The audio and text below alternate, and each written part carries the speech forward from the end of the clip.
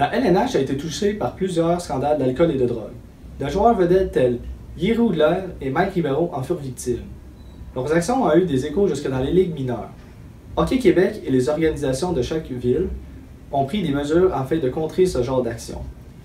Quel est l'impact sur nos joueurs québécois? Je vous invite à regarder mon reportage pour plus d'informations.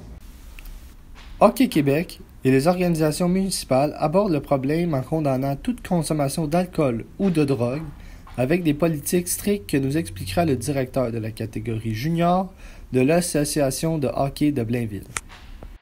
Zéro tolérance. Autrement dit, si un coach soupçonne un joueur d'être sous l'influence de narcotiques, peu importe lequel, il peut le suspendre immédiatement. Puis généralement, le cas est référé au comité de discipline. Donc, c'est pris en charge par le président. La légalisation de la marijuana est prévue pour juillet 2018 par le gouvernement de Justin Trudeau et aura possiblement des répercussions sur l'accès et les habitudes de consommation des jeunes hockeyeurs. Ceux-ci auront un accès plus facile aux produits et auront donc un plus grand risque de consommer. La réelle question, c'est est-ce qu'ils appliquent ces mesures?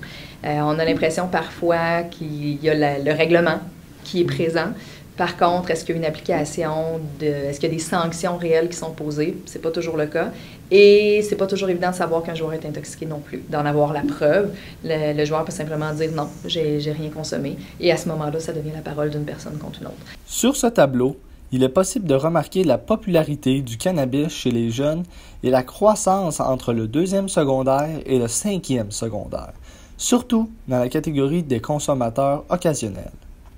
Selon le rapport sur les drogues et l'alcool effectué par le gouvernement du Québec en 2011, l'âge moyen pour consommer de la drogue est de 15 ans et pour l'alcool, c'est de 16 ans. Les pressions de leur père, par exemple, il peut y avoir des initiations. Par exemple, l'année passée, dans mon équipe de hockey, ça s'est passé pour plusieurs joueurs. Les premières années juniors devaient consommer de la drogue pour être acceptés en quelque sorte dans le groupe pendant un tournoi à l'extérieur. Donc, il y a eu beaucoup de joueurs que le lendemain n'étaient pas aptes à jouer parce qu'ils ont trop consommé la nuit est passée, ils ont pris beaucoup d'alcool et de drogue, puis ça n'a pas donné des beaux résultats pendant les matchs.